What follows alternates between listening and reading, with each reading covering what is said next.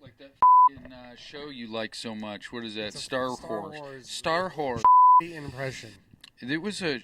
I thought it was pretty good. Absolutely not. All right, well, go yourself, Space Camp. Anyways, I keep forgetting to bleep the intro because you have to. I bleep the intro so it at least will push us into the algorithm a little easier because you're apparently on YouTube they don't favor cursing in the first like 5 to 7 minutes, and I keep forgetting, and so everything the past like 3 episodes have just been. But I'm gonna go ahead and That's I'm gonna before I get into this episode, I'm going to best word ever. What? I said it's the best word ever. So what? Yeah. What? Yeah. Use it anywhere. I just want to start this episode off by saying that if you or your friends or someone you know have any questions, qualms, or concerns regarding mental health and stability, there are plenty of paths and avenues for you to take to get the help that you need. I say this because the topic of the show is a little. It's not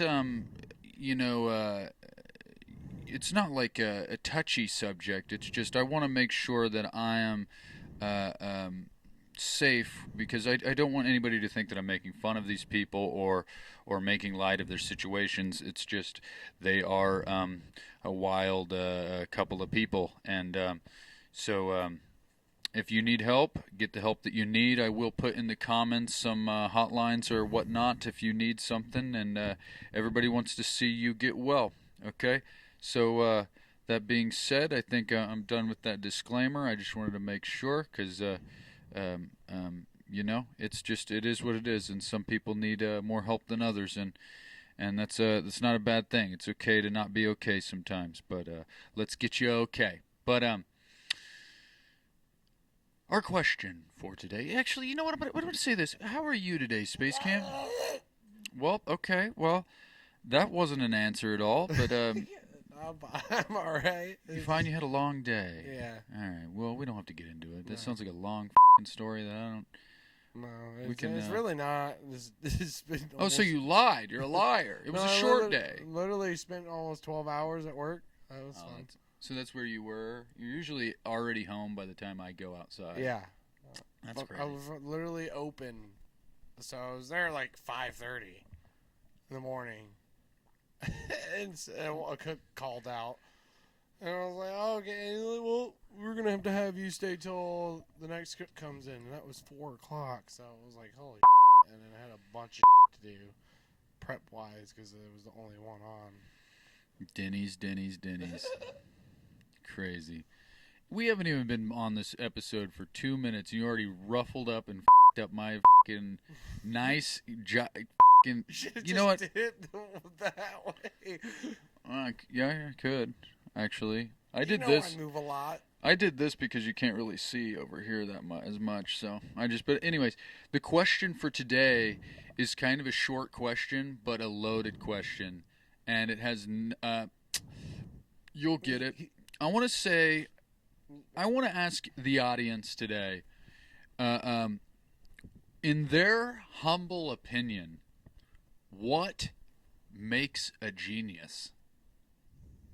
What makes a genius? Is it their wild antics? Is it their indulgent behavior? Is it their uniqueness? Is it their whatever and what have you? I feel like that's becoming a tagline of mine for some reason. I keep saying that. Whatever and what have you. Ta-ta and farewell. I keep saying that. But anyways, what makes a genius? With that being said, cue that intro.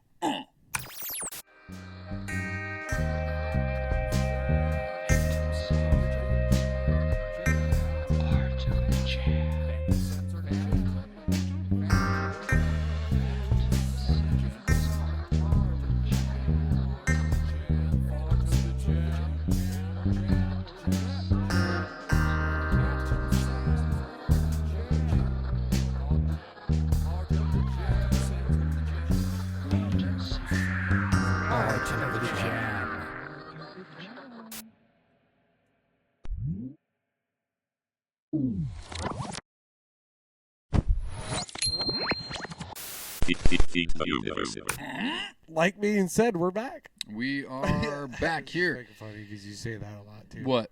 Like, I just fucking forgot it. So you don't even know what I said. Gee, I'll point it out when you say it. I can't say it right now. I say a lot of things. I say like that being said. That being said, yeah. Well, you know what? You got you start to find your little segues in your speech and stuff. It's like, oh, well, how do I get from one topic to another that's vastly different without, if you don't have a connecting point, it's like, well, that being said, and then you go into the next thing. That's fair. Yeah, I don't know. You'll figure it out. The more you talk, you'll figure it out too. I mean, I don't think it's a bad thing, Space Camp. You're trying to. You're acting like it's a bad thing that I do that. No, this is funny. Okay, so should we stop saying "without further ado"? We bring to you Art of the Jam. No. Because we say that a lot. And we both say it.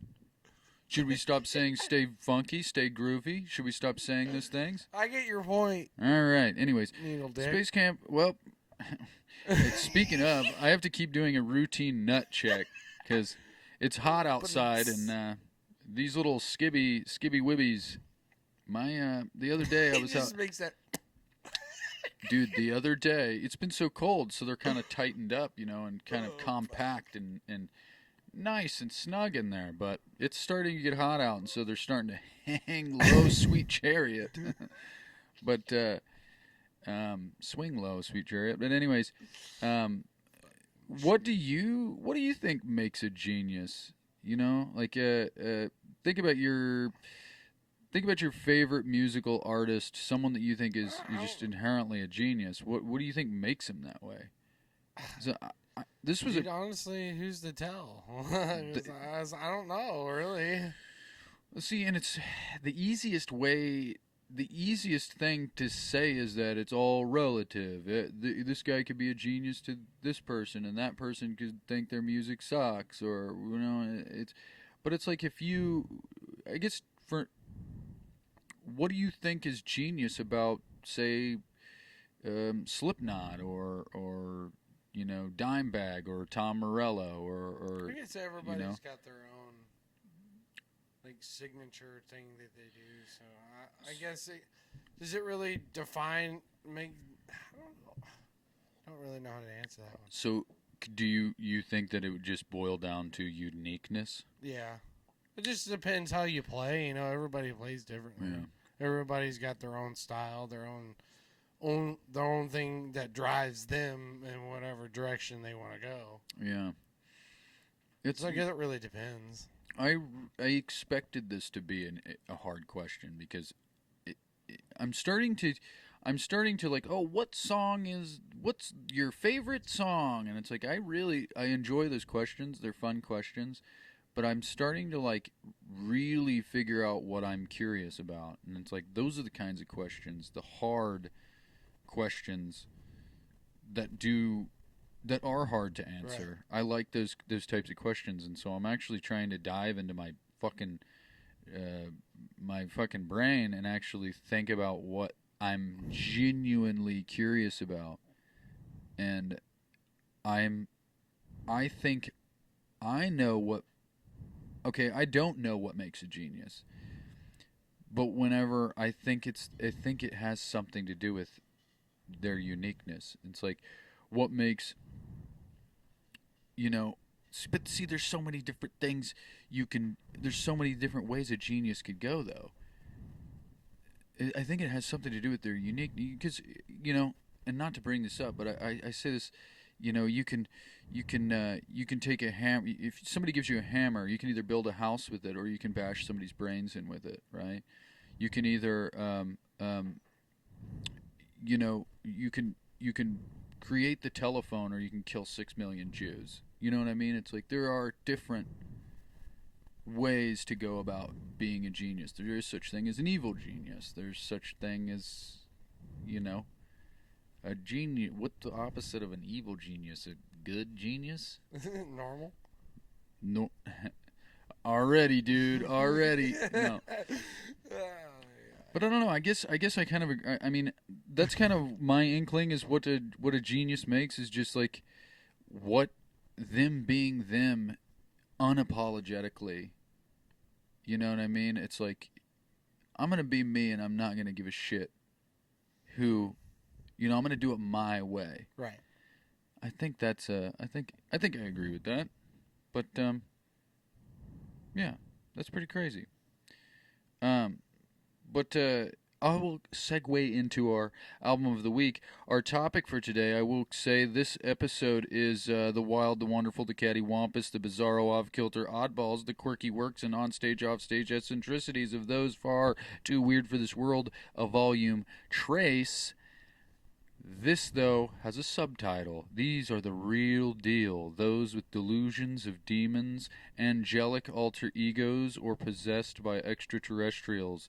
Victims unable to escape their own minds, sadly, without the efforts of clinical intervention.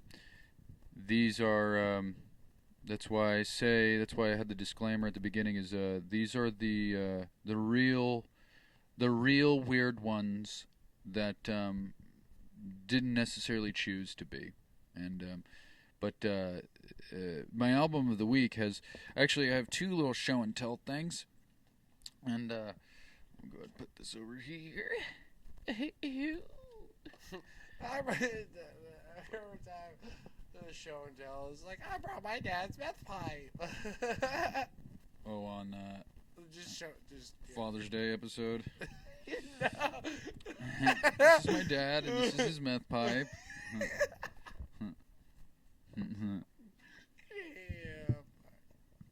This is my dad, and this is his meth rock. And today we're actually, as show and tell, we are going to cook meth.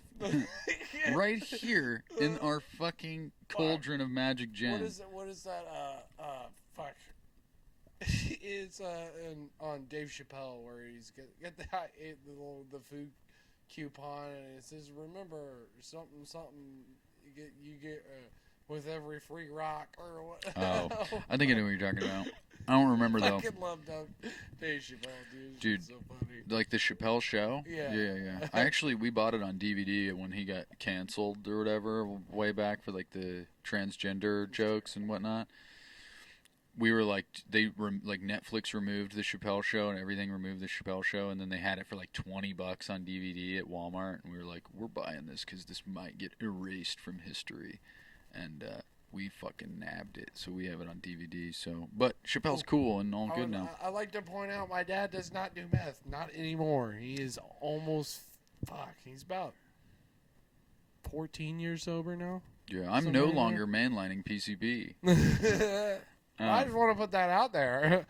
Yeah, we're not going to cook meth on the show. No. Sobriety is very important, and whoever is trying to get clean out there, fucking do it.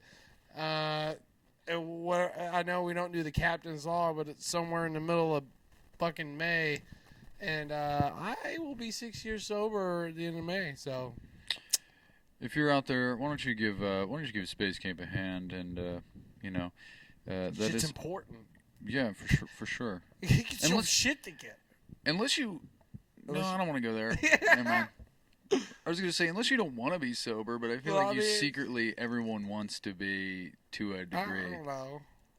There's some people out there that genuinely... just don't give a shit. Their life is getting fucked up, and it's their choice. Right, yeah. So you can't, yeah. But sobriety is very important. I don't want to dive too deep into this, but I feel like no matter how much you enjoy doing drugs, it's like you can't feel better than healthy. You know what I mean? It's like you might feel good in the moment when you have that drug, but It's like try being like sober and healthy. It's nice. It really is.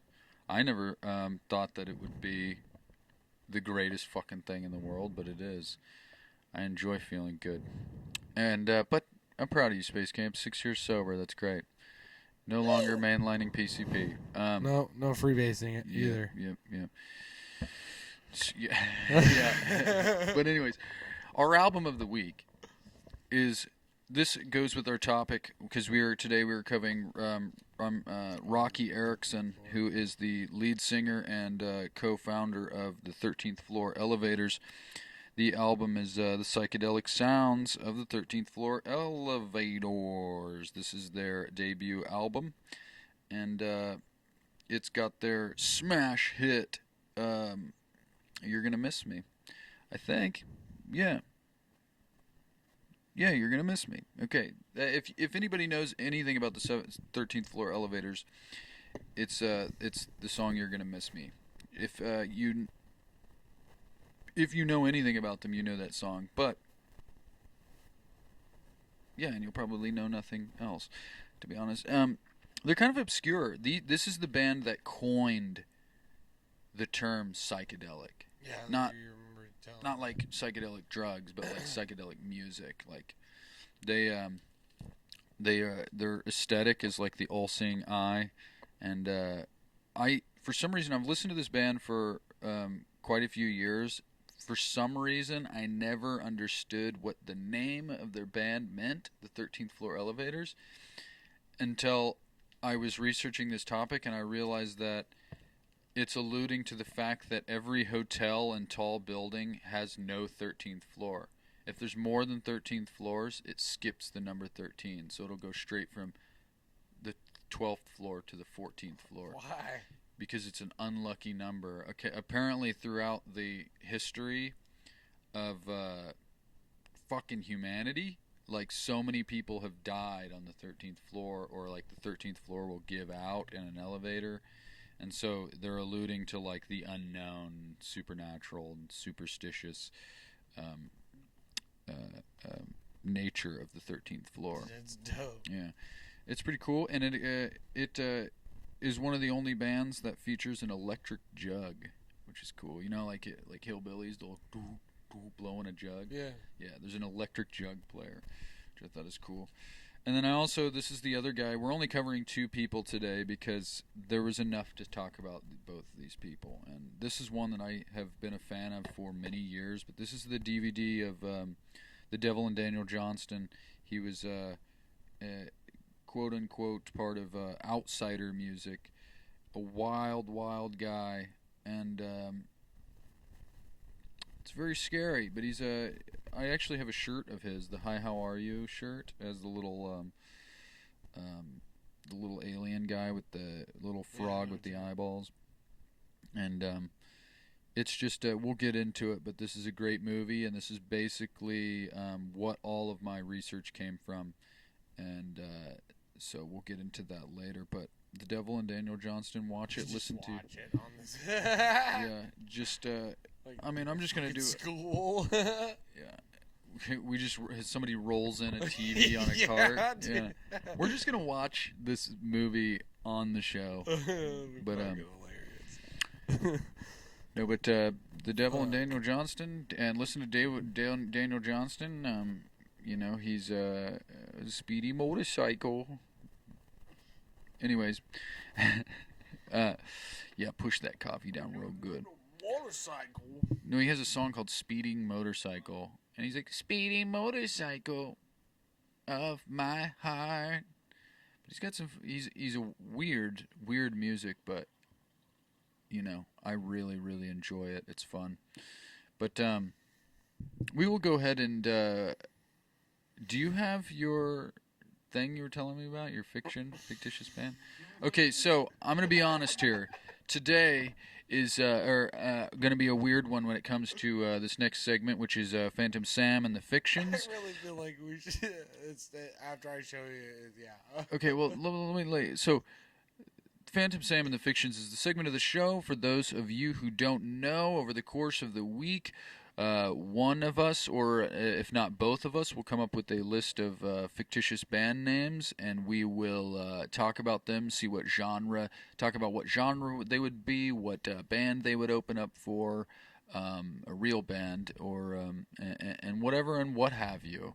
And I will be honest, this might be a short one because I didn't write any this week. So we may not have any. But this is the funny thing. So I'll give a little context here. Space Camp the other day, he texts me, and he says, I have a fictitious band name that I think would be pretty offensive.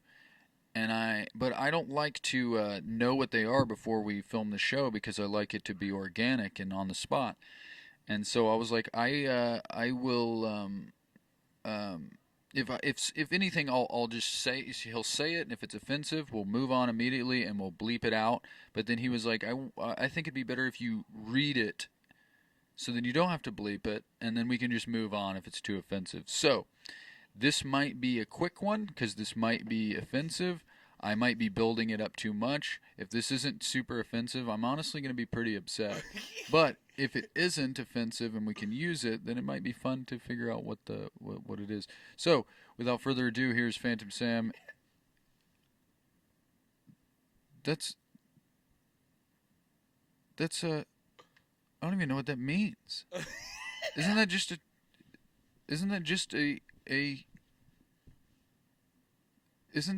a sect of these people? You just literally wrote down a class of people or a culture of people. Okay, well, I had no idea. So, what's the one you scribbled out? That was from last week. Oh, I'm just gonna say it. All he did was write Hasidic Jews. Well, I don't know. I'm pretty sure that's just a. This is gonna sound terrible, but I think that's just a type of Jew. Anyways, I think this kind of went in a direction I didn't expect it to. It was not just not offensive, and just he wrote down a culture of people, but we also can't talk about it because it would just be a band of Hasidic Jews.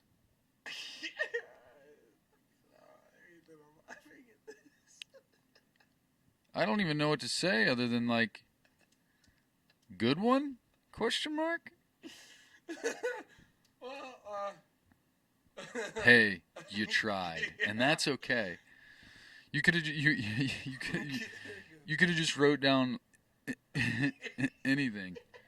Ashkenazi Jews. You just wrote down just different types of Jewish people. Italian Jewish. You just writing down cultures and types of people. But Kentuckian. I don't know. I don't even know. I can't say that I even know. Well, I honestly did not. I was like, wow. It sounded punkish. A Jew punk band? Yeah. That'd be wild. Awesome, bro. Well, it's like you gotta think like Modest Yahoo. Like he's not punk or nothing, but it's like you can do weird shit and be a like Orthodox Jew, you know? Because in the beginning of his career, I don't think he's Orthodox Jew anymore. But in the beginning of his career, he had like the hat and the suit and the curls and everything, like, and he was just rapping and doing like reggae shit. It was like, that's so awesome. I like Modest Yahoo. Okay. Yeah, he's all right. Dude, that's awesome. Yeah, dude, he's pretty cool. But that's actually pretty funny that you thought that was offensive. Well, you honestly, never know. And then I don't want to offend anybody or hurt anybody's feelings. If you or your friends out there are ever offended, there are hotlines you can call if you're offended. And I just say my phone number. No. No, that's actually super funny. And honestly, I am going to do my research just to make sure that that's not offensive, but I'm fairly certain it's just a sect of Jewish culture. Well, I hope it's not. Yeah, me too. If not, I'm going to have a lot of bleeping to do. I'm just going to do just one continuous censor over all of this. So it's not just like when I say it, it's just like from the point I read it and I'm saying, that's not offensive, beep, for like 2 minutes. But that was a good one. We'll move on from Phantom Sam and the fictions. That was a piss. I'll say relatively to the other episodes, I was a piss poor Phantom Sam and the Fictions because I didn't put any work into that one, and we couldn't really do anything with yours. But a punk Jew band would be dope. I think. Yes. I mean, I don't know exactly what they would do or what they would. Anyways, I don't want to dig ourselves into a hole here. But we will move on. I do have a little bit for our segment of the show, Phantom Sam and the Buddhas of the Bathroom Wall. This is the segment of the show where, while we're out on the road, and you always go into a venue bathroom, and amidst the vulgarities and dick drawings and spittle and shit, there's always something very enlightening that somebody writes on the wall, and it's hard to spot, but when you do, it just seems like it's the best thing that you could have heard in that moment. Sometimes you're discouraged, and or you got the pre-show nerves, and it's just something fucking light, heaven's light for that second, and it makes you feel a little better before you go on stage. But this one isn't very. Some of them aren't very enlightening, or inspiring, but some of them are just I really just I like what it's saying. And this one today I seen, and I will put it up here or wherever. And this one says, it was right underneath it was either a paper towel dispenser or a hand dryer, but it said, "No bad dream fucker's gonna boss me around." And I don't know why, but I read that, and I was like, let's fucking kill, dude. Let's fucking kill tonight. Like, even if we fuck up, even if we bomb, let's fucking kill. Our mentality, it's like, let's go up there and kill. Because no bad dream fucker's gonna boss me the fuck around. And I always enjoyed that. That was a nice little thing. But that concludes our Bathroom Buddhas segment of the show. And now, before we get into the sweet, sugary center of this show, we do have our past weekend. I will say we played at the Outlaw. What was the fucking called? Outlaw Cigar Bar and Brewery. That's what it was. Yeah, and I have too much to say now, and like too many notes, so everything's just spread out over multiple pieces of paper now. But yeah, so I'm like sitting here like what is fucking going over here and stuff and things. But I want to give a huge shout out to Vanessa Hodges for setting the whole thing up, allowing us to come hop on the bill with a good crew of bands, and just being really accommodating to us. And I will say, I didn't write this down, but I just remembered it. Huge shout out to Donovan, or DJ, whatever you want to be called, for sound. He's seen us play at the Westport Bowery about a year ago, over a year ago now, and he ended up, we crossed paths with him once again, and he did sound for us, and so a big shout out to him. He did a good job. But we played with Corey Dies in the end, Velvet Freeze, What Up Velvet Freeze, and Phase Distorter, and they all did great. We all did great. We all had a good time, and I do want to give a huge shout out to Bada Bing Bada Boom, forget about it, Hyde Park motherfucker, who drunkenly followed me out back and was like, he thought he was gonna beat you up. I thought he was gonna kick my ass. No, I legitimately, he kept joking around about like, you're gonna get what's coming to you, dude. And I was like, we're laughing about it.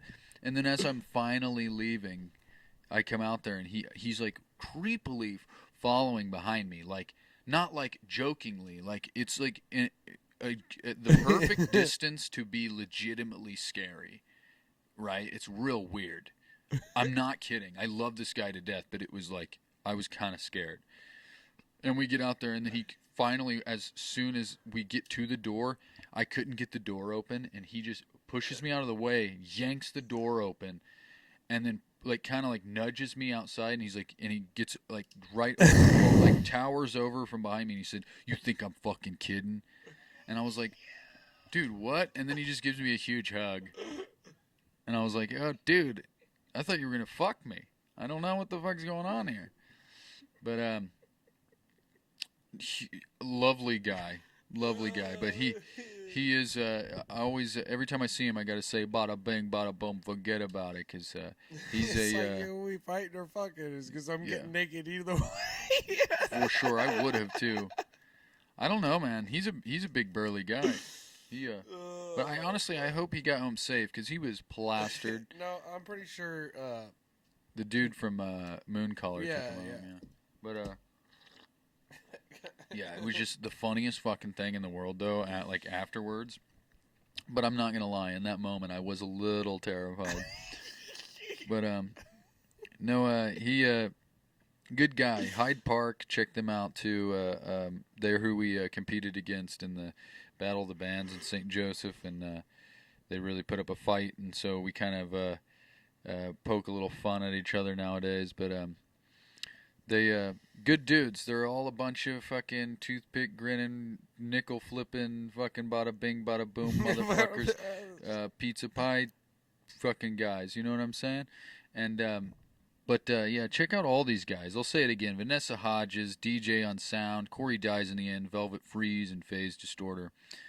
Bunch of good dudes. And Lumo was there on his own accord. They weren't even performing, but Lumo from Mooncaller was there, and so I got to give a big shout out to him, because he just showed up just out of the goodness of his heart to help out sound and whatnot. So big shout out to him too. He's cool. But I think it's about that. You have anything to say?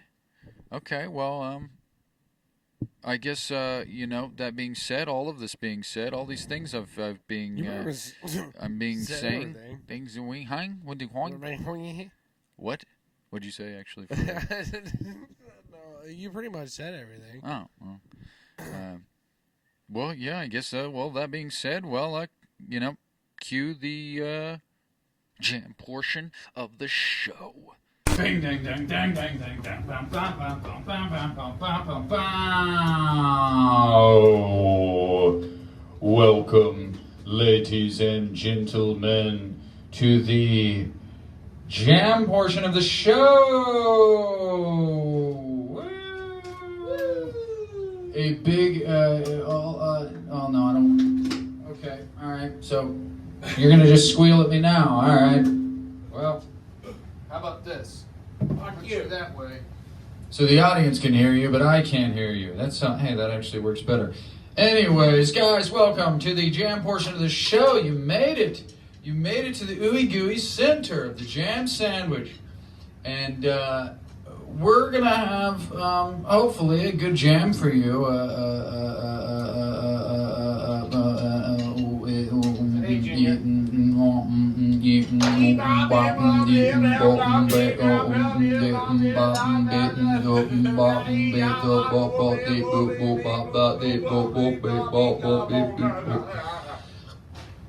We're gonna have a good jam for you today.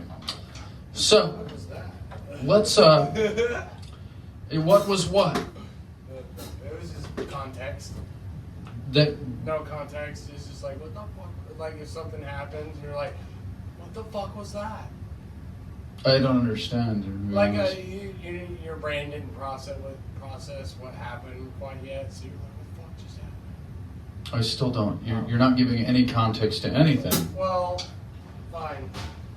I don't know how else to explain it to you for you to understand. You could give a context to it.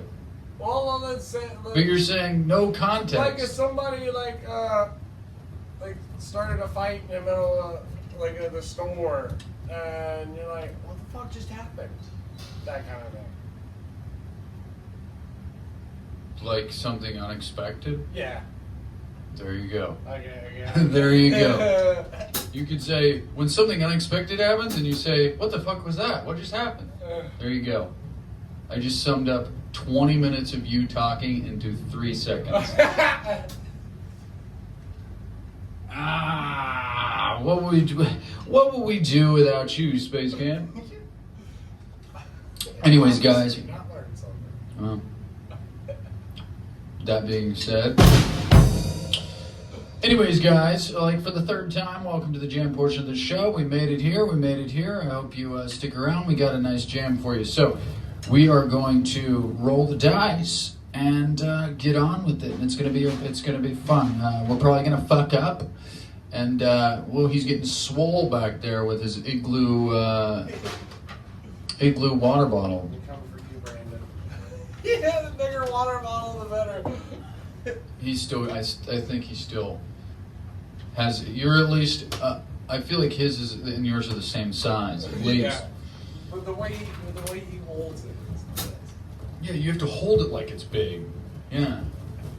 That's why I'm like, we should just go get some more of those fucking jugs and just take that. We each have one of those 4-gallon fucking jugs. Yeah. That'd be hilarious. No, we need to get the ones from Walmart that have the handle. Oh yeah, they better. Unless you do it moonshine style, where they loop it around so it's the bottom of it's resting on their arm, and they tilt their arm up to pour it. See that? And yeah, except you'd have to like pour it into your mouth. That'd be fun. Speaking of, dude, I yesterday there was only like a little bit of coffee in the French press, so I just fucking chugged it right out of the fucking French press, and I was thinking about how fucking hilarious it would be to just shotgun a French press. You'd have to figure out a way to put a hole in it. I feel like you could drill a hole into it, and then you could put a cork in it or something, and then you could just pull the cork instead of like jabbing. Your heart would explode. No, I think I'd be all right. I'd just be like, grinding yeah, down to and fucking nubs. the other day I spilled coffee grounds on the counter, and instead of just sweeping them off the counter and throwing them away, I just ate them. And I was like, I think I have a weird addiction now, because ever since I ate those coffee grounds on camera and then that old episode, I have been like, I crave it sometimes. Like I look at the grounds and I'm like, man, I would love to just eat a handful of shit. And I don't know why. I really don't know why. But anyways, guys, we are going to roll the dice. Space Camp is going to get the key and the quality, and I am going to get the time signature and the accent, and then so we can't, cheat each other in some way. Like I can't.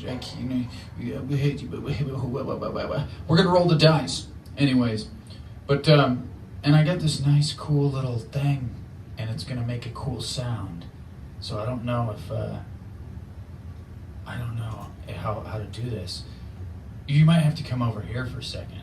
Okay. So I have this nice little thing, and it makes a nice sound.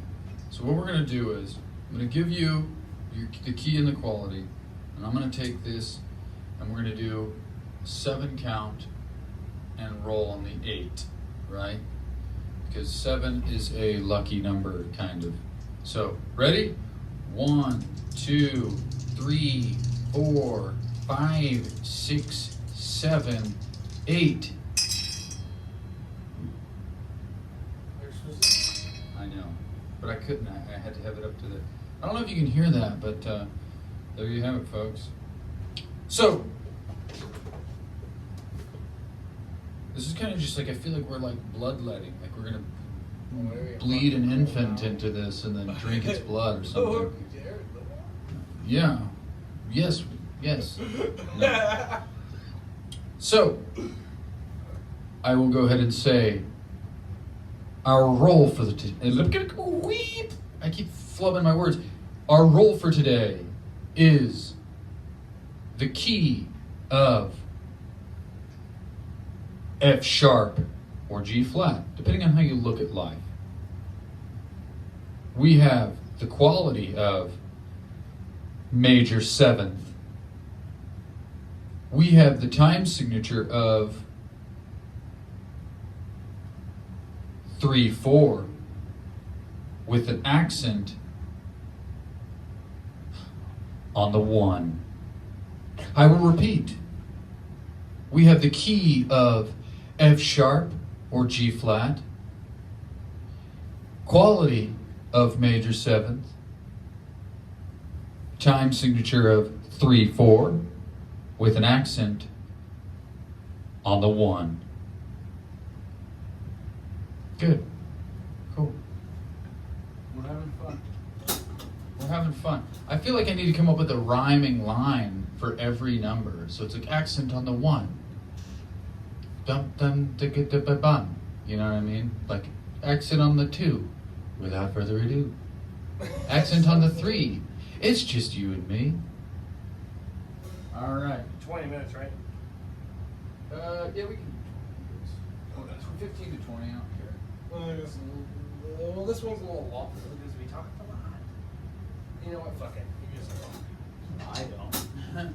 Okay, so F sharp, G, F sharp, major 7, 3/4, 1 2 1 2. Oh, very good. accent on the 1. That's 1. James 2, Brown! 1 2 1 Hey man, lock your car, Daddy. That's that shit.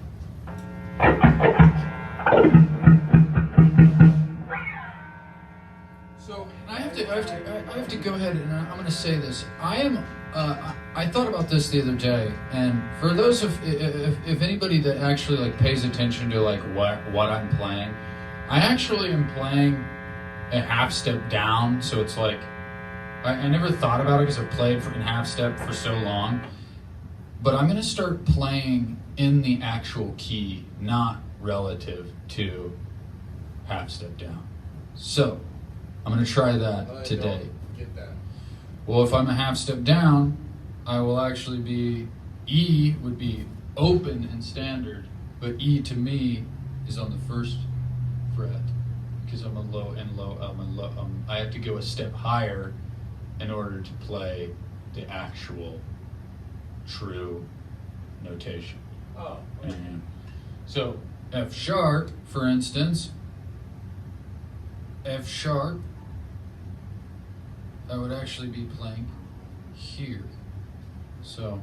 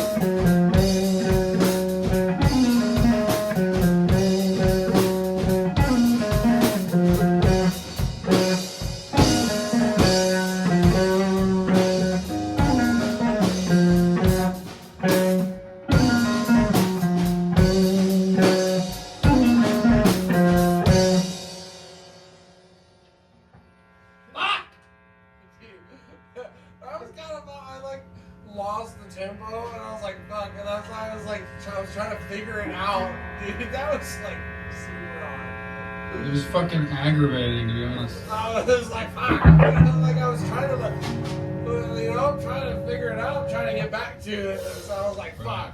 But also, like, trying to, like, play it off. It was really fun, though. No, I didn't even get back to the riff that I started with, but I got back to the one that I liked the most. So I don't give a shit about that. I was just like, fuck. That was aggravating for some reason. I don't know why. I was like, dude, what the fuck is happening? I don't know, man. That was That was just fun. I lost the whole thing. Kept going back to 4-4. I'm like, no, motherfucker. It's 3-4. So I had to think marionette. Like,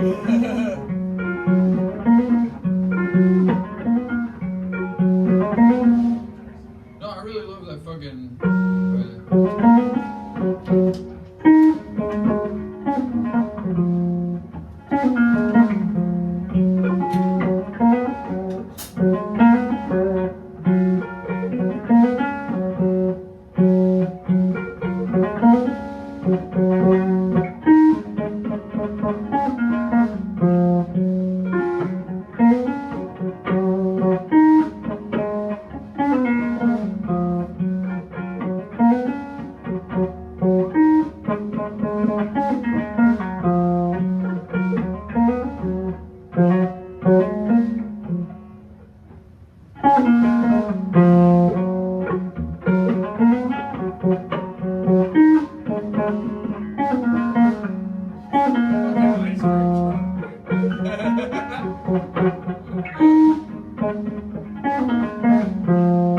Yeah, like flowers and ice cream. It honestly has a very, like, it's just very, like, whimsical and childish. I like it. It's nice. Yeah, it's almost like a merry-go-round or ice cream truck sound. But anyways, guys, we've got a little bit over time, so let's get back to the show.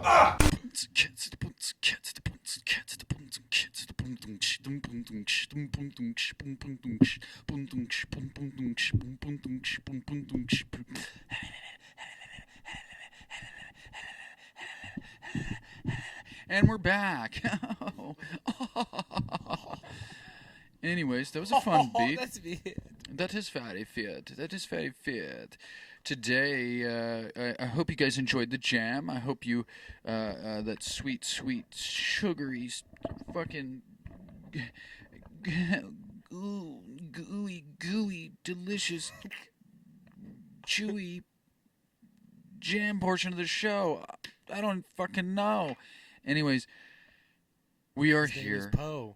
We are here, and we are ready for our topic today. So, I will reiterate, this is Volume 3 of The Wild, the Wonderful, the Cattywampus, the Bizarro, Off-Kilter Oddballs, the Quirky Works, and On-Stage, Off-Stage eccentricities of those far too weird for this world,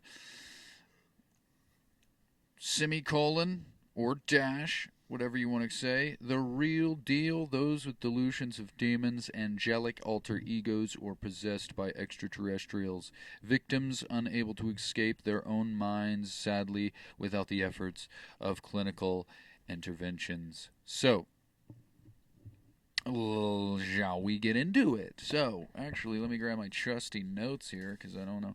Our first topic, or first person, I guess, of the topic is Rocky Erickson.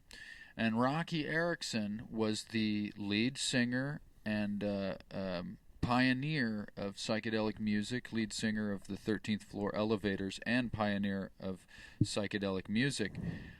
He was born Roger Kennard Erickson. Roger Kennard, R-O-K-Y.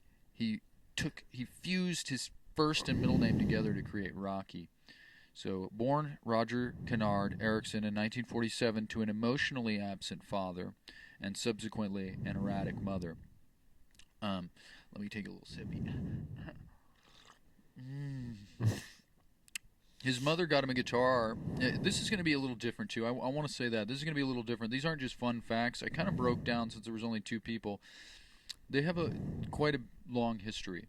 And so I kind of just, I'm going to summarize it, but it's not just fun facts. A lot of this is sad. That's why I did the disclaimer. Because a lot of it kind of fucking sucks. But they're crazy people, and it's nice. You're breathing so heavily into the fucking mic. I'm sorry. Yeah. Don't rest your fucking nose on it, you weirdo. But his mother got him into guitar lessons at the age of 10 and even allowed him to skip school in order to pursue the instrument, which I thought was very nice of your erratic mother. At least, even if she was a little wild of a character, at least she let you pursue your instrument and let you even skip fucking school, because I wish that could have been my life at that point in that regard. But at the age of 14 and 15, he joined his first band, the Spades, where he wrote the future hit of the 13th Floor Elevators, You're Gonna Miss Me. In 1965, he left the Spades and joined a band called the Lensmen. This was a band formed by Tommy Hall of the future 13th Floor Elevators. He introduced Rocky to psychedelic drugs and Eastern philosophies and religions. So that's kind of Tommy Hall. I'm going to be honest. Throughout this little story, I don't think Tommy Hall was that. He was a little bit of an unsavory character. I don't really agree with some of the shit that he did, and you'll see why as I continue. But he introduced him to psychedelic drugs and Eastern philosophies and religions, which that part isn't that bad. It's like, religion and beliefs is one thing, but psychedelic drugs, honestly, psychedelic drugs aren't that bad either, but that's just like the beginning of this snowball thing of debauchery and whatnot. But in late 65, Rocky and Tommy formed the 13th Floor Elevators, naming the band after the lack of a 13th floor representing the unknown and the superstitious, and like I said earlier, the fact that nobody has a 13th floor because it's bad luck or whatnot. Fun fact, though, in the early years of the formation of the 13th Floor Elevators, Janis Joplin herself considered joining the Elevators at one point, but was convinced to go to San Francisco, where she found her success as she is now, which I thought was crazy because that could have went wildly different if Janis Joplin would have joined the 13th Floor Elevators, because she was a huge fan of Rocky Erickson, because that's where she got her like is from Rocky Erickson. Like, I don't want to say idolized, but she really looked up to him and his vocal stylings, and so she got a lot from him, and I thought was pretty cool. And then in 1966, their debut album was released, which is the psychedelic sounds of the 13th Floor Elevators, which is what the album of the week was. And after a while, Rocky began a regimen of hallucinogens and any pills he was given or could get his hands on. This led to his first nervous breakdown and him returning home, where he was mentally evaluated and formally clinically diagnosed with schizophrenia. Tommy, this is why I don't like this Tommy guy, right? This guy, Rocky, was diagnosed with schizophrenia, right? And was doing all these drugs. He was in the hospital. I don't want to say he was doing fine, but it's like he's getting some form of help, right? Whether he wanted to be there or not. But Tommy then helped him escape being institutionalized. They then began using drugs even more heavily than before, and also giving him and letting him try new drugs, such as heroin. I don't know why I said herons, but heroin. And so it's like, what a great friend, Tommy Hall, you fucking electric jug playing motherfucker. You know what I mean?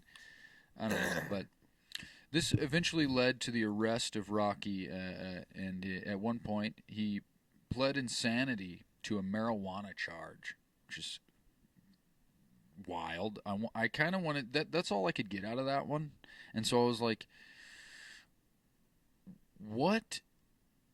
Like, I feel like pleading insanity to like murder is one thing, but it's like you get charged for marijuana. It was also a very different time, but it's like you get charged with marijuana, and it's like you plead insanity to that. What I mean by that is I want to know like the specifics of that. You know what I mean? It's like I want to know how that transpired, because that's just weird. Even though I feel like back in the 60s and 70s, it was probably like, honestly, like on paper the same, like whether you murdered somebody or got a marijuana charge, like it was that hated. But I also don't know, and I'm not a fucking scientist, so I don't know. But he pled insanity to a marijuana charge and was hospitalized once again, but this time he was at a maximum security mental ward where he endured ill treatment, cheap drugs, cheap medications, and electroshock treatments. Which, do you know anybody that's ever had electroshock therapy? It's fucking weird. Like, I had a friend that used to receive electroshock therapy, and it was just like whenever they would get, because it wasn't like it was like an outpatient thing. So they weren't in the hospital, but they would like go there, get electroshock, and then they could go home. It was like a doctor's appointment. and like seeing them before and after is weird because they're not like they look the same, they're fine, but it's like they're like not they're like almost like mindless. I don't know if I necessarily agree with that shit. Electroshock therapy. I feel like it's one thing if you're So they I don't know, you man. just be all like zombified. yeah, exactly. It's like you having a conversation with them and they're just kind of like spacey and like not all there. And it's like I don't know. I don't know if that's quite the avenue to take for people like That's that. crazy. Yeah. Which that makes me think about like shock collars and dogs, but it's also like a shot. We're not. I don't know if how they still do it, but it's like in movies you see electroshock therapy, and it's like they put them on their like temples, and like shock their fucking brain, and that's fucking weird to me. But while incarcerated, he formed a. This is the cool. Okay, this is not the coolest thing in the world. It's the most intriguing and interesting thing that I've heard. But while he was incarcerated, he formed a band with murderers, rapists, and kid diddlers. Let's say that. And the band was rumored to even feature a black man and whiteface, which I thought was fucking yeah. Isn't that kind of weird?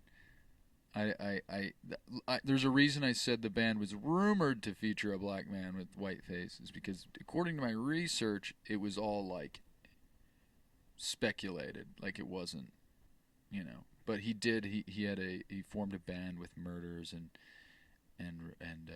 bad people. So I thought that was kind of crazy. So it's like, what else do you do if you really love music? It's like, oh well, the only musicians in here are terrible human beings, but I got to make the best of it. But so that was kind of wild. But yeah, he was released in 1972, and shortly thereafter he became a devout Christian and an ordained minister, as they do. I feel like I don't know what I was going to say to that. It was probably going to be something offensive, so I'm glad I saved myself from that. But anyways, in 1975, he formed yet another band called Rocky Erickson and the Aliens, along with performing as a solo act, but to very little success compared to the 13th Floor Elevators. In this time, he lacked mental treatment and began to fall even deeper into delusions of sci-fi and horror nature, right? Believing that he was a gremlin and possessed by a Martian, which is fucking crazy. I mean, obviously, I don't mean that in any derogatory way. That's maddening. That's wild. He thought he was a gremlin and possessed by a Martian, but at this point, it's like a gremlin, not, like the movie The Gremlins. Have you seen The Gremlins? Right, yeah. I don't think he was talking about like that type of gremlin though.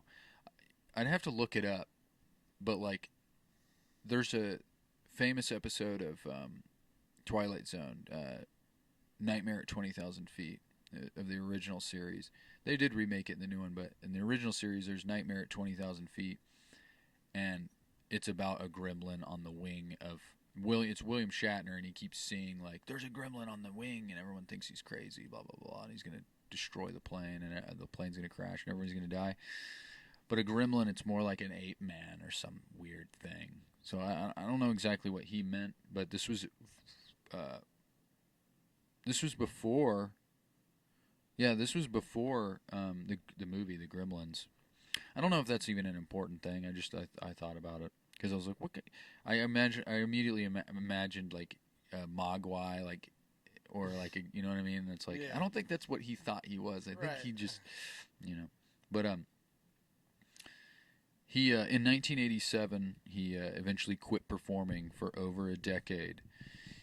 He would often relax with what he called his electronic friends, which were radios, TVs, and other electronic devices playing simultaneously. So he would like sit in a room and he would have a TV on, 2 TVs on, a radio, everything that like emits like an electronic signal or sound, and he would just sit in it. It would relax him.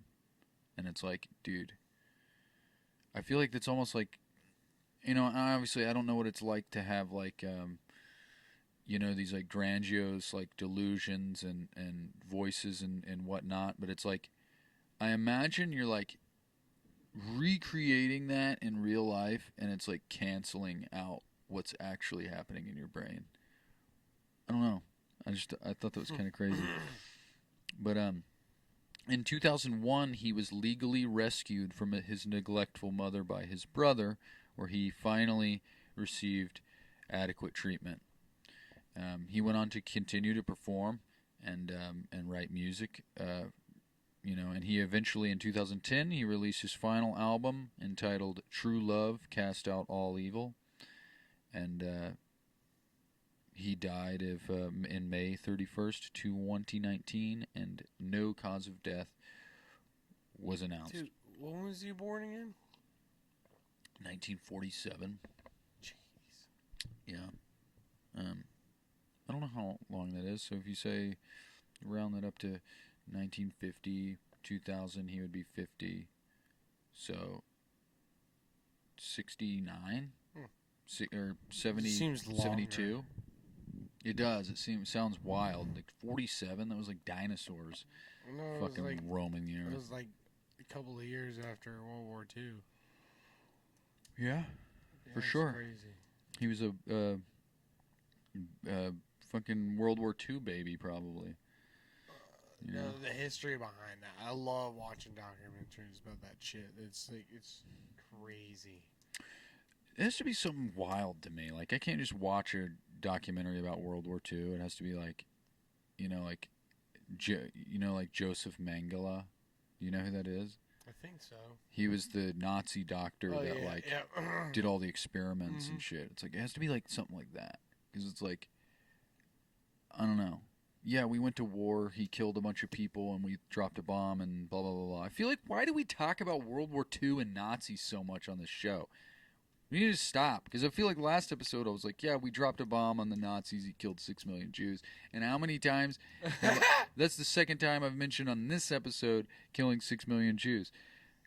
So, I'm sorry, ladies and gentlemen. I'm sorry, you algorithmic AI fucking robot of YouTube. It's like, I'm sorry. Cancel me, I guess. I don't know. I'm not saying anything mean. I'm just saying whatever. But that concludes the short summarized history of Rocky Erickson. It was cool.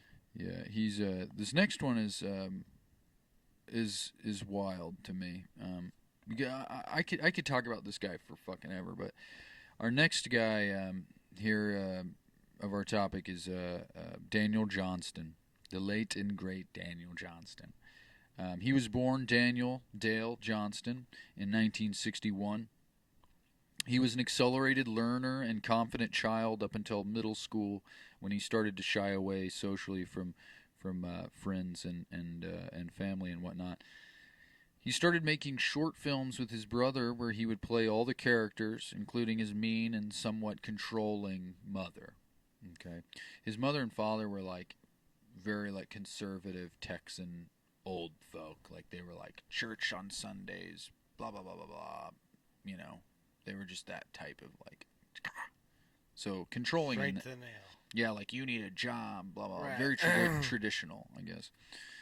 And old school is what I would call that. yeah, if you want to break that down to just, they were old school people. Yeah, for sure.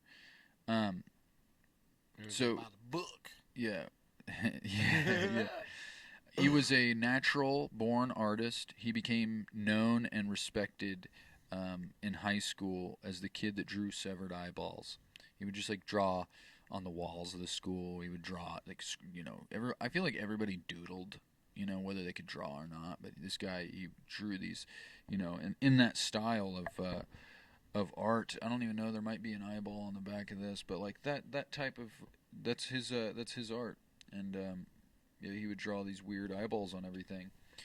And he became known and like respected for it because he was good at it. He was a good art. He was like the art star of the high school. You know. Hell yeah. I don't know if you had like those kids in high school that were like, you know, that guy's a good, can draw good. I don't know. We had a, I don't want to say a prominent art department, but my high school, there was a lot of good art. I mean, Michelle was one of them. No, I knew somebody. We actually, buddy Chase, we actually pierced one of my ears in the middle of class. What does that have to do with art? Oh no, I'm about to get there. But he later on he became a tattoo artist and shit, and whatnot. There you have it. It was kind of cool. It was just how he was. He would doodle on everything.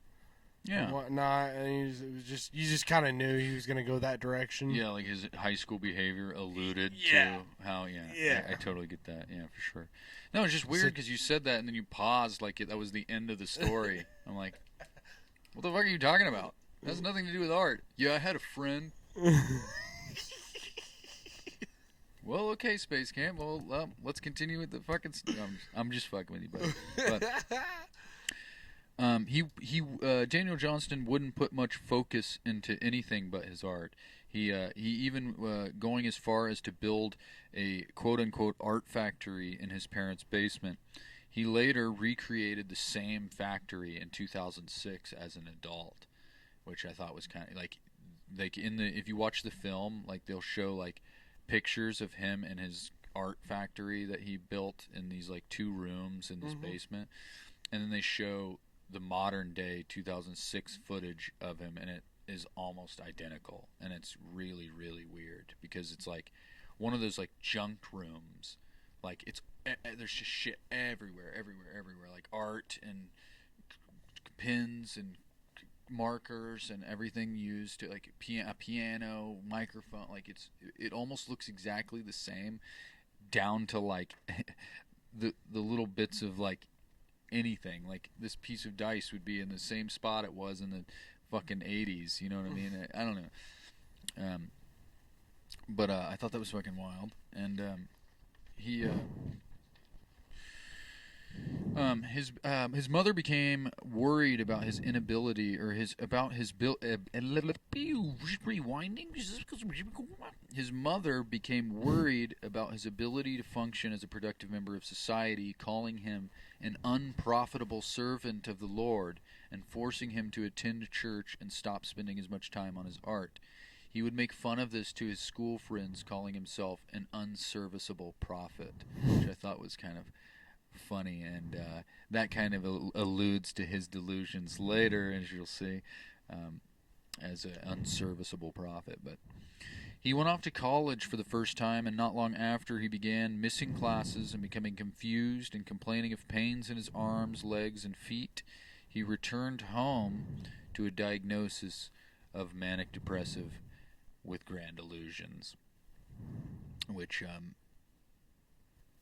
is he would have like grandiose, almost schizo. It's not like, it's very much like schizoid affective disorder or something like that, but it's more like he would have like manic episodes, like ups and downs, like hard ups and downs, and then but they were almost delusional in a way. Like he would think he was the king of the world, quite literally, or like an angel, and then down low he would think like he was possessed by demons or something like that, you know.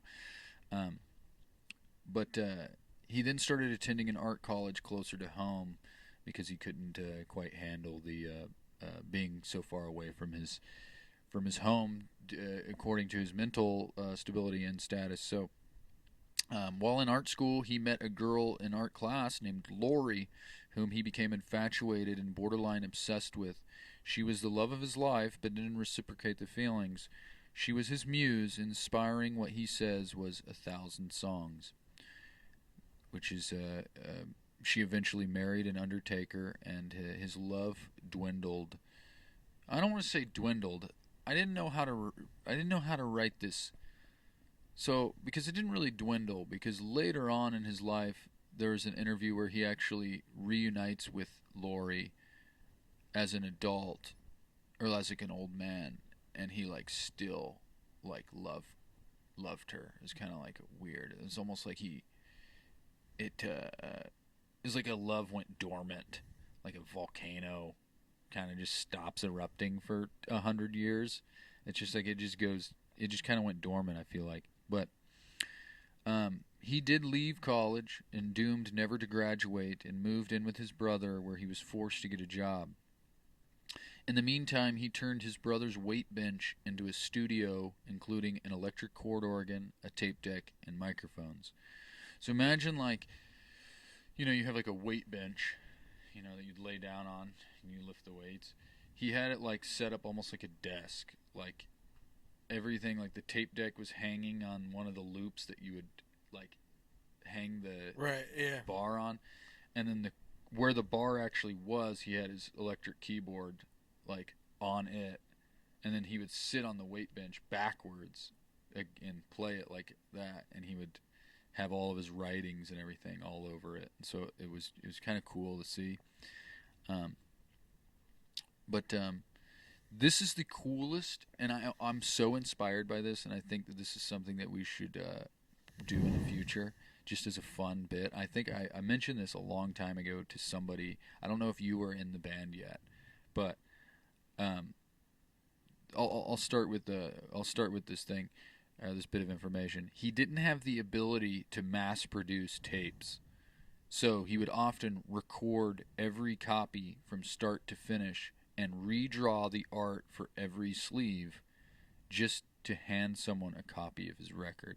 It was cassettes at the time. Oh yeah, we've talked about that. Yeah, and it's like, I think that would be so cool to just like record an album, like say like do like 10 cassette tapes, record the same songs 10 different times, have like all of our friends draw their own sleeve for it, and then there'll be like collector's items or something. You know what I mean? Because they're like, it's your own personal performance that doesn't, it's the same songs, but it might be a little different than this person's tape than this person. I think that'd be really cool. But I thought that was wild. That's some dedication. It's like you can't fucking mass produce your tapes, so you just record them over and over again. His brother, though, he eventually got sick of his behavior and kicked him out, where he then left to live with his sister. He did live there with her. He did live with her shortly, but disappeared one night, and followed the circus on his moped, which I think was awesome. Yeah, followed the circus on his moped, and didn't tell anybody. He just left one night and followed the fucking circus on a moped. While working for a traveling circus, one night he got beat up by a big carny guy, because apparently the story goes is that he was in the urinal and somebody, like, he was like taking too long, and some dude was like beating on the door, and he like stormed out, and it ended up being this big carny guy, and I guess he like punched him in the face and dropped him, and obviously caused him to become like confused. It rocked him, and he's already fucking fucked up in the I don't want to say that, technically mentally not disabled, but impaired, because he has this he has mental problems. And so this guy hit him, and it rocked him. He became confused, and he started running through the town, where he eventually found a church to take him in, and they took care of him and kind of nursed him back to health, gave him some food and whatnot, but made sure he was okay. After a while, he was very good about, he moved to Austin, I'll say that, and then he was very good about being at the right place at the right time. And at one point, he knew that MTV was in town filming this show that back in the 80s was called The Cutting Edge, which was I believe was about like new up and coming artists and things like that. It was like a reality type of like music show. But he knew that MTV was in town filming the show, The Cutting Edge, and then he showed up to where they were filming, and he pretty much scammed his way into the show. because he like just kept like going up to the people that were like interviewing people of this like party at this show or whatever, and he kept like, "This is my tape," and then they were eventually like, "All right, dude, just fucking get up there and do a song or whatever." It actually became like one of the most popular episodes of the show, and so this kind of like launched him into the zeitgeist, you know. Yeah, it became a very popular episode of the show, and it actually led him to winning Austin's Songwriter of the Year and Best Folk Artist of that year, which... So you kind of scam your way into a career. I don't know. I think it's kind of funny, but this guy's adorable. Like, he really is. And He's fucking... after he won Best Folk Artist and Austin Songwriter of the Year, he was signed to a guy from Stress Records. He helped him get his record out through a label called Bug Music, and he gained a manager, and he began hanging out with his manager. And much like Tommy Hall and Rocky Erickson, he began hanging out with his manager and smoking marijuana and stopped performing live. Daniel had a bad experience on LSD that was given to him by a stranger at a Butthole Surfers show, right? I said that really harsh. Butthole Surfers.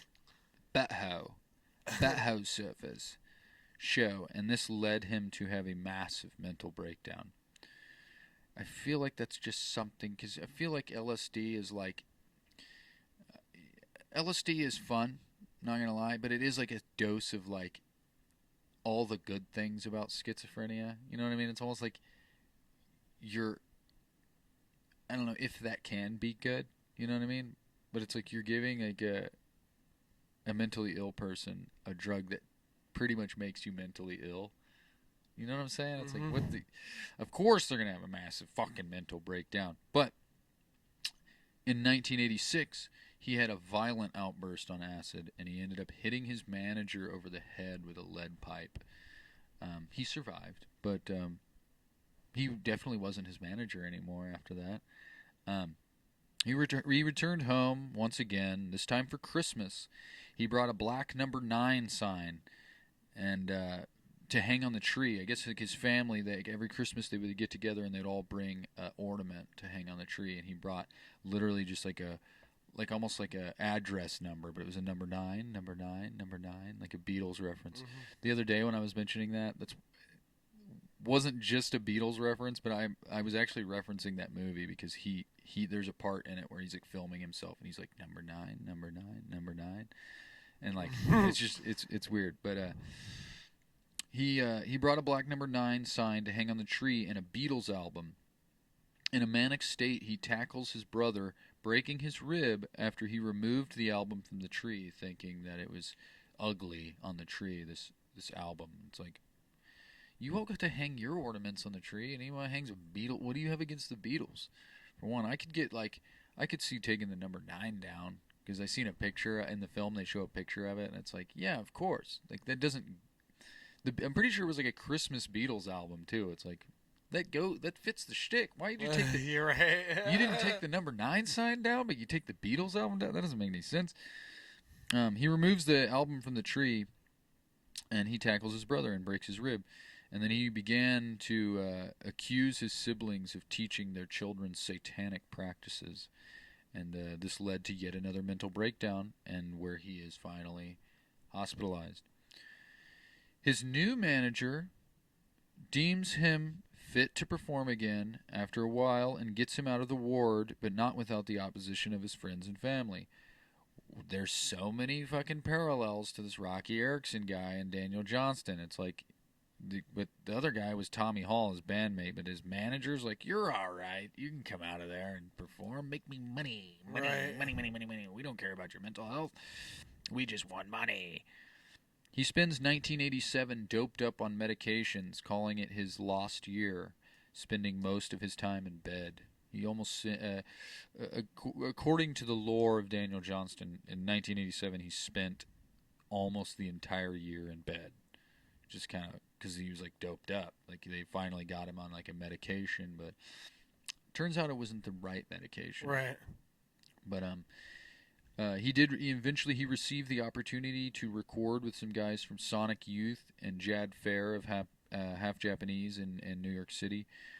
While there, he is arrested at the Statue of Liberty for drawing hundreds of Jesus fish in the stairwell. So I haven't ever been to New York City, and I've never been to the Statue of Liberty, but apparently, you go in, and there's like a big stairwell that leads up, and I guess like the wall, like hundreds of Jesus fish, he just graffitied on them, because he's like starting to now have these like more and more like religious delusions, and so he, Jesus fish was the way to go for him. He traded his eyeballs for Jesus fish, which is kind of crazy, because if you put two Jesus fish side by side, it's eyeball. Anyways, he is released after being arrested, and he performs at Pier Platter Records, where he has a crying religious breakdown on stage and pushed his Christian beliefs on the audience members, which I feel like, that's just not something you do. But obviously, Daniel Johnston can do what he wants because he is ill at the time. But, yeah, he's like singing his songs, and he's like crying, funeral home, going to the funeral home. And he's just like bawling. It's like, apparently the audience thought it was extremely awkward. But, but he disappeared after the show, and he became homeless in New York City for a short time before returning home yet again. I feel like that's an ongoing thing. But after he gets home, I'm pretty sure he gets on new medications. But then he receives another chance to record with Jad Fair. And they record an album called It's Spooky in Maryland. And then he is put on, after they record, he shows up to this recording session all in white. So he's like, he thought it was like the godly thing to do. So he would always wear white painter, like white painter pants. He would just wear like white denim and a white shirt, and that was like what he wore at that time in his life, because he thought he was like this angel prophet, essentially, that was here to destroy the devil, pretty much. And they record an album called It's Spooky, which it's actually pretty decent. It's very like rudimentary, but it's a fun little record. After the recording, he's then put on a bus because somebody thinks it's a great idea to put this fucking dude on a bus by himself, and he gets off far too soon, shy of his home, right? And a paranoid delusion ensues, right? And while walking down the streets, an elderly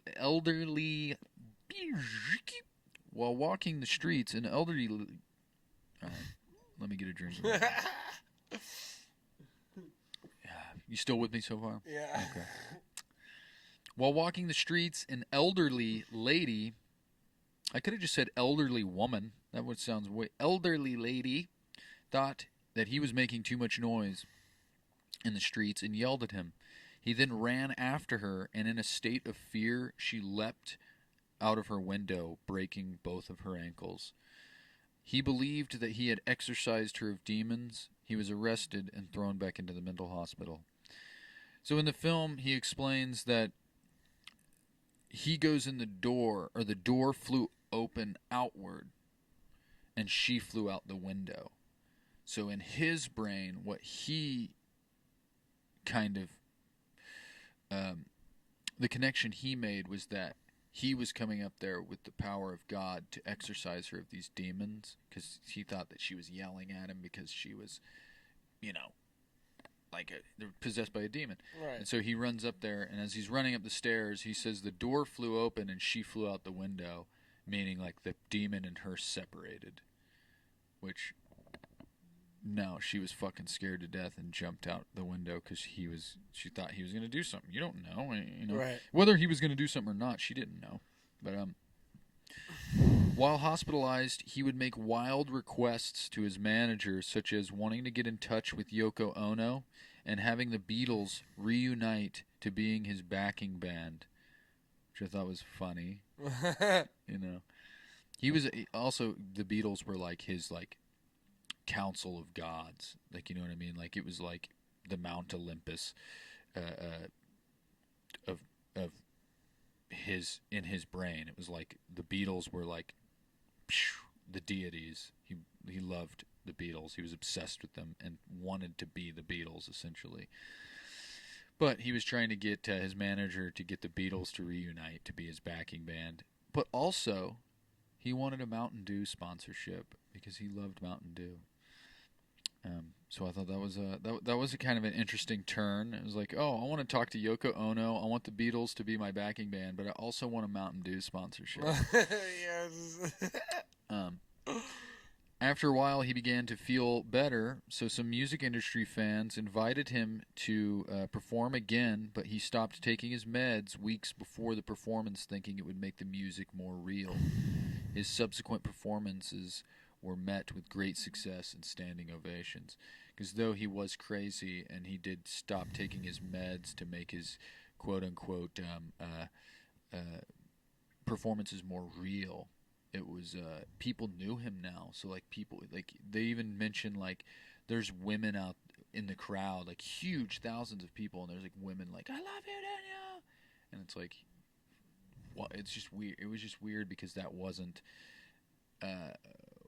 the outcome of his past, performances. So it's just kind of strange. And but great success, standing ovations, fucking baby making requests from the female fans and whatnot. But after the shows, his father, who was a pilot, took him on a flight where he had an episode thinking that he was Casper the Friendly Ghost.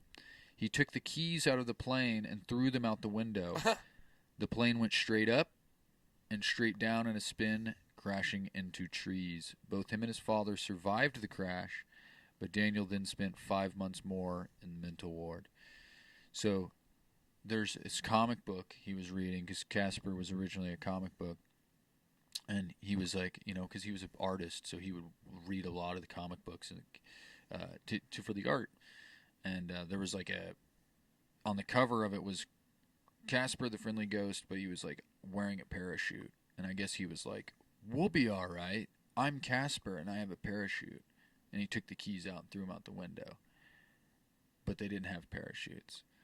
So his dad had to use his training, and I don't know how much you know about like planes, but as a pilot you have to learn how to crash into trees. Like you have to learn how to crash, so you can not just fucking plummet straight down and whatnot. But yeah, so they went up because he grabbed the controls and he pulled them up, so the plane went straight up in the air, and then it came down in a spin, and his dad actually managed to wrestle the controls from him, get it out of a spin at the last minute, and crash into the trees, which you're supposed to crash into trees apparently when you're a pilot and you're crashing, because it's just like kind of like a cushion. Like it'll slow you down. It'll destroy the fucking plane, but it'll kind of slow you down so you're not just blunt force. But yeah. So he spent 5 months more in the mental ward, and his family moved to Waller, Texas. Daniel's career still continued to prosper, with famous bands beginning to cover his music, and even Kurt Cobain of Nirvana wearing a "Hi, How Are You" shirt at the MTV Movie Awards and many of his photo shoots. I don't know if you've seen that picture of Kurt Cobain where he's just like this, and he has his bandmate next to him. I think it's his bandmate. I can't remember who it is. But he's just wearing like a button-up shirt, but underneath is just a black and white "Hi, How Are You" shirt. It's like it's a famous picture of Kurt Cobain. But he was a big fan of Daniel Johnston. And but a bidding war began between Elektra Records and Atlantic Records, but unfortunately was thrown away due to Daniel thinking that Elektra and his manager were satanic and were going to kill him. The reason he thought that Elektra Record was the devil was because on Elektra Records labels was a band called Metallica, and so he thought that Metallica was the devil, and so he was like, everybody that wants me, like his manager was working on a record deal with Elektra Records for like 7 years, and it was like the perfect thing right?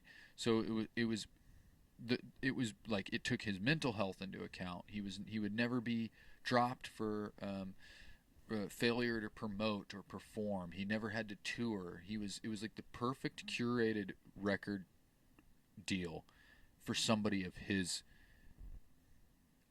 issues. You know what I mean? And but he threw it away because of Metallica, and he thought that everybody affiliated with Elektra Records was the devil, and so he didn't want to do that. In 1994, he gained a new manager and he signed with Atlantic Records, releasing the album Fun. The album bombed in sales. I think it sold like 5,800 copies worldwide. It was a huge bomb. But he was then dropped by Atlantic Records in 1996. And yeah, so it kind of sucks that he had this perfect record deal. He could have had this crazy fucking career with Elektra Records, but of course he was a victim of his own delusions and whatnot. But throughout the years, he played with other bands, Danny and the Nightmares, whatnot. He toured the world. He painted murals. He continued to do art and write music up until his death in conveniently 2019, the same year that Rocky Erickson died, which is kind of weird. There's a lot of parallels between the two, and I didn't even realize this until I was like typing this. I'm like, holy shit. I wonder if there's parallels between Kurt and Lane Stanley. Who's Lane Stanley? Never mind. They didn't die did they die the same? Elaine Stanley is the original lead singer of Alice in Chains. Oh. I don't know. They died the same April 5th. Oh. But they not the same year. But I didn't actually write down the exact date, but I believe that Daniel Johnston died in September of 2019, and Rocky Erickson died in the end of May. So, but still 2019. I just think it's kind of weird that they both had a lot of the same issues mentally and delusions and kind of like career trajectories and things like that. I think Daniel Johnston, well, I don't want to say he was more successful because Rocky Erickson, I mean, 13th Floor Elevators, if you know anything, if you're a big fan of like psychedelic music, it's like, you know, the 13th Floor Elevators. They're just, you know, because they pioneered the whole thing. But like I said, throughout the years, he toured a little bit. He continued to do art and write music up until his death in 2019. He released 22 albums total between 1981 and 2020. In almost said 2004, which I guess works, but in 2004, Johnston released the late great Daniel Johnston Discovered Covered, which, you know, when you say the late great, it's like someone who has died. This was in 2004, before he died. So he had an album. I thought that was something cool about that, because the album cover is like a tombstone with Daniel Johnston, but he's standing next to it. So it's like funny, like he's alluding to his death, but he's still alive. But the late great Daniel Johnston, Discovered and Covered. It's a 2-disc compilation album.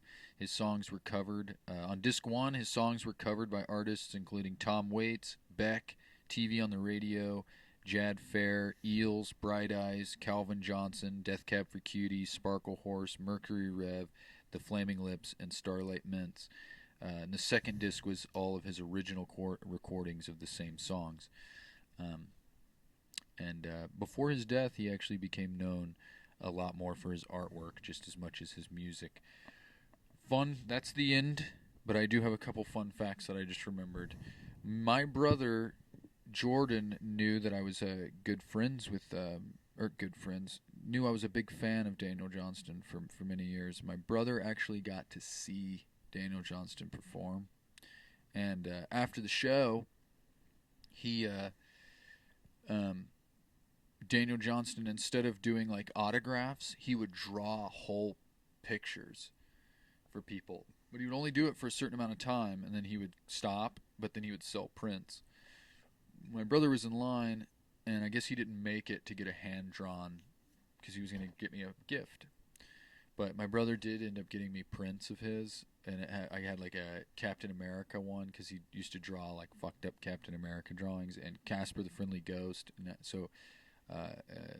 and he has an album called Yip Jump Music, which he got me a big print of the album cover of that. But unfortunately, my parents' basement flooded years ago and destroyed them, so I don't have them anymore, and it makes me sad when I think about it.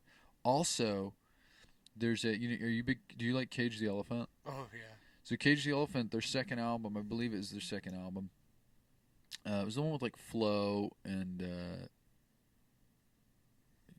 I think it was the one with the Flo with the song Flo on it. But the song is called "Thank You Happy Birthday," or the album is called "Thank You Happy Birthday." Funny thing about that is they got the name for that album from Daniel Johnston, because Daniel Johnston was a very weird, peculiar fellow, right? He had a lot of, quirks. Yeah. And he, I guess, after a show, the lead singer of the Cage the Elephant approached Daniel Johnston after a show, and he just wanted to tell him that he was a big fan, and he was like, "Hey, dude, I love you. You're awesome. I really appreciate your art and your music and everything and all that." And he was like, "I just wanted to tell you."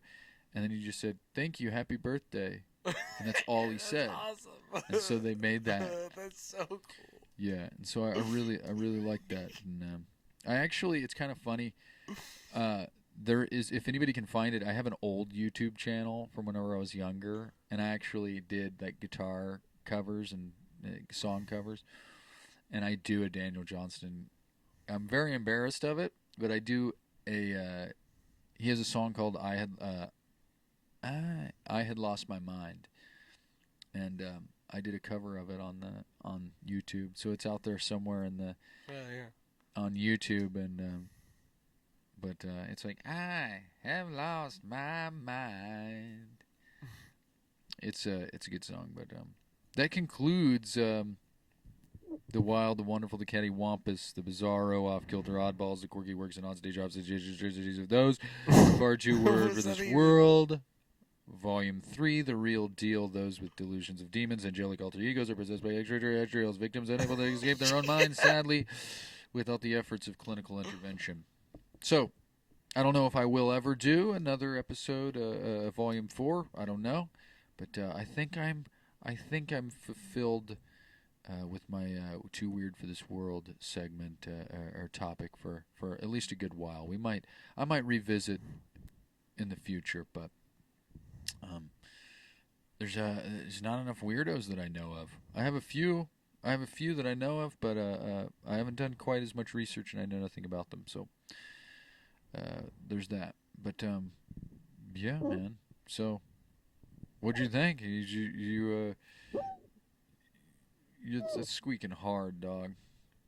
Can you hear it? Yeah, super hard actually. Super hard. It was really good, honestly. Some weird folks. Yeah, I like hearing that shit. I like hearing the history about just different musicians and stuff. Yeah, I it's just unfortunate, that I do like the history of them, but it's like, dude, what are you? Bless you. Woo. I don't even know if that was like you spitting up or. I don't even know. Like a little baby. But like I said at the beginning of the episode, if there's anybody out there, you or your friends, you have any questions or concerns regarding your mental health or stability, it's there's plenty of paths and avenues to take to get the help that you need. So do so, because it'd be dope. Nobody wants you ill. Nobody wants you to feel bad or whatever and what have you. So let's get you well. Let's get you well. Get you well, boo. It's a beautiful life, and everybody needs to see that, all right, in some way, shape, or form, or at least be making the best or doing the best that they can do. But that being said, that concludes the episode. We are going to live with cause and leave results to the great law of the universe. we are going to we're going to live with cause. We're going to leave the results to the great law of the universe. We're going to pass each and every day in peaceful contemplation. We're going to be patient, and we're going to be present in our fucking lives, all right? So like I say every time, it's like step away from the phone, step away from the computer, tell your wife or your mother, your brothers, your cousins that you love them, your friends, your family, whatever. Tell them you love them. Spend time with them. Pet your fucking dog. I don't know. You know, even though my dog makes it very hard for me to want to pet her sometimes because she's a little fucking annoying ass puppy. You got that scratch on your leg? I got the scratch on my leg. I got some fresh ones on my body that she did right before we started filming. And yeah, old pearly squirrel bird. She's a beautiful, and she's learning. She's better, but she's still a piece of shit. And I'm gonna sign off from this episode, and I'm gonna go give her a big fucking kiss on the snoot. We're gonna stay funky, y'all.